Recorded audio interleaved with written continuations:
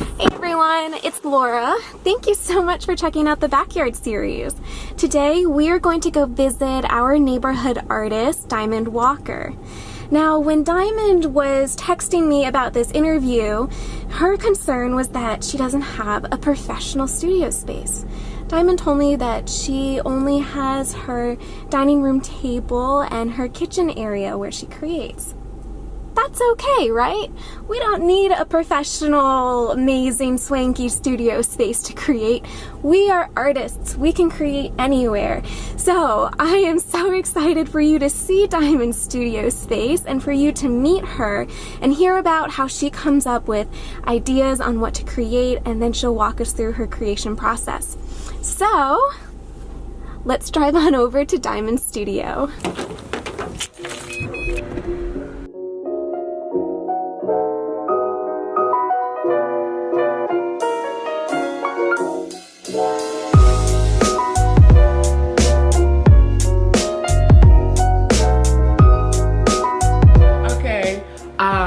Hi, I'm Diamond Walker, and this is the Backyard series. How and when did I discover that I was an artist? There's not like a definite answer to like a point in time where I discovered that I was an artist, or I had this like great epiphany, like, oh my God, I'm an artist. You know, it was more like growing up, I kind of just started to make things. I think part of it, I might have been influenced by my mom. She liked to make purses. She was more of a crafts person, and I mean, even when she, like, when I asked her to draw things for me for school, like, you could tell she had some talent, but she was never actively seeking to become an artist or a crafts person. She just liked to do those things. And so I would steal like her fabric or something like that and make clothes for my little dolls and stuff and sew them. And they were never like super fashionable things. They'd be like little box dresses with some sleeves and stuff like that. But you know, it was kind of funny because she would always, you know, have materials and there'd be like little cutouts in them from me. But yeah, and she, I also loved to read at the time, so she bought me this subscription to Little House on the Prairie, and I just love those books. I don't know why. When I think back, I'm like, they probably were kind of boring books, but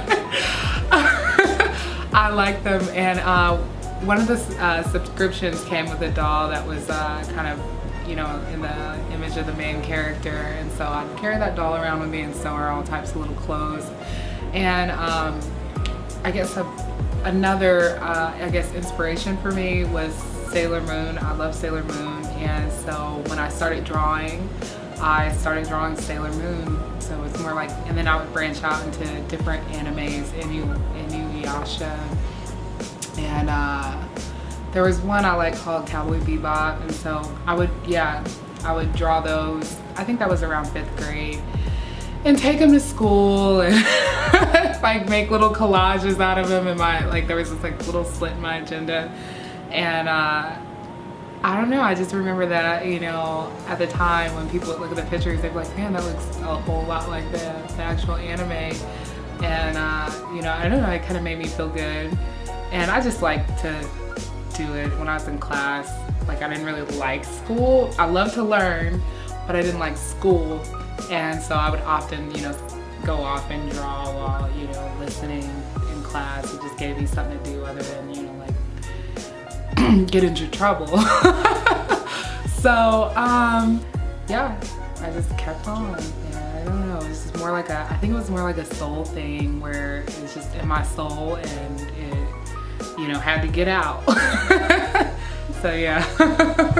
I usually create mixed media art. I work with scrapbook paper, acrylic ink, regular acrylic paint. I usually work with modeling paste, gold leaf, and currently I don't think there's anything else that I work with.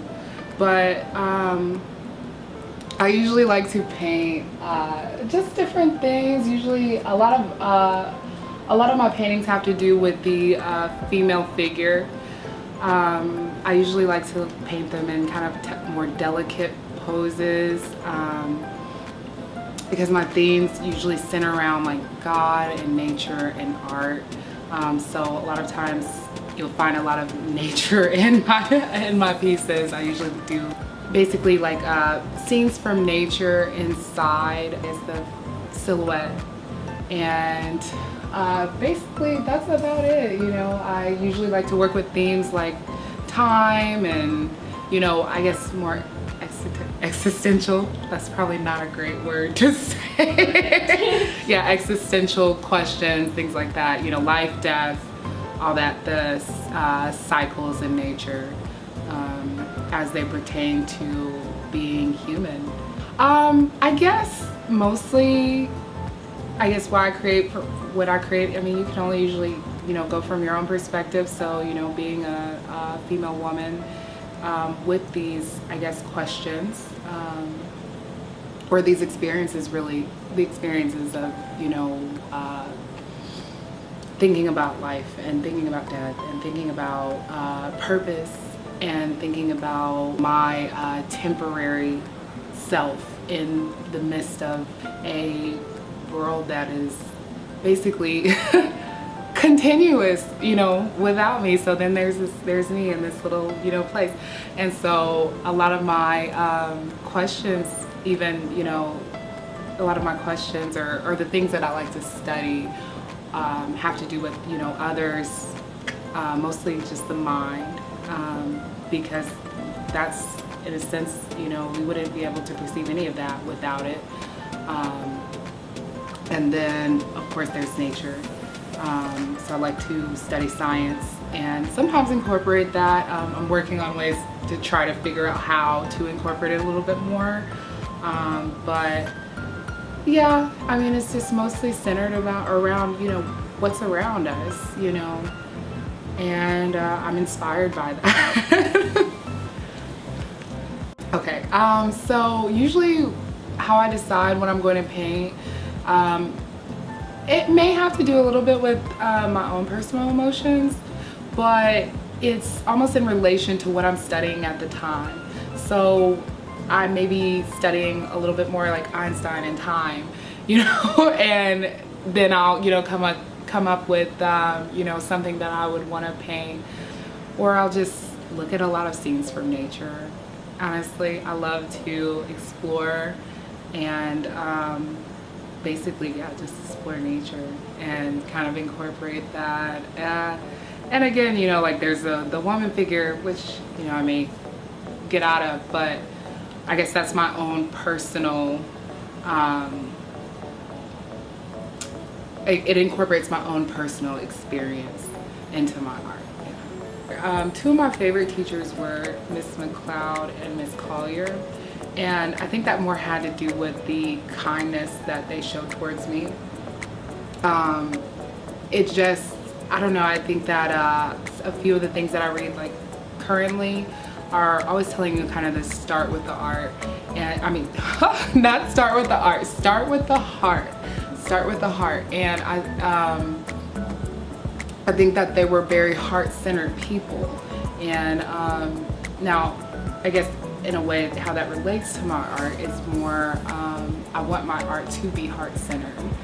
And then the third teacher that inspired me, I actually don't remember her name, but she was my high school art teacher, and she was just a firecracker. She was passionate. She was very straightforward, but at the same time she was very helpful.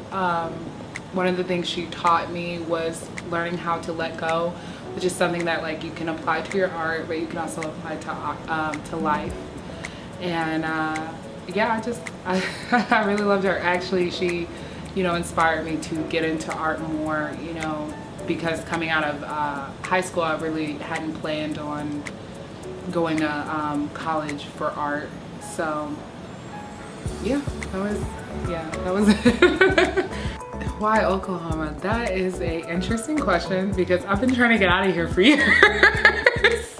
I've been trying to get out of here for years, and actually I really didn't think about why Oklahoma until this series, and One thing about Oklahoma when I started thinking about it is that it kind of feels like home for me. I've been here for a long time, and I've kind of watched it progress actually, you know, and I'm not trying to hate on Oklahoma, but it is a slowly progressing area, but it's progressing nevertheless. And I don't know, I just think that art is, I guess, a conduit for it to be able to progress more. It's inspiration, you know, when you create, and I think, at least to me, we're all innate creators. So when you create and someone else sees you creating, they're inspired to create. So that natural progression is kind of fuel. And I just kind of want to be a part of that. My advice for students would be, if you love to create, don't let anything keep you from it. Whether it be fear that you're not good enough, financial situation, support, whatever it is, maybe you lack supplies, you can create out of anything. Maybe your parents don't think it's a proper profession. From experience, I can tell you that when it's in your soul to create and you don't, you're like a caged animal. Caged animals never really live because they're meant to be wild and free. When you choose yourself and the creator in you, you set your soul free, and that's the best feeling in the world.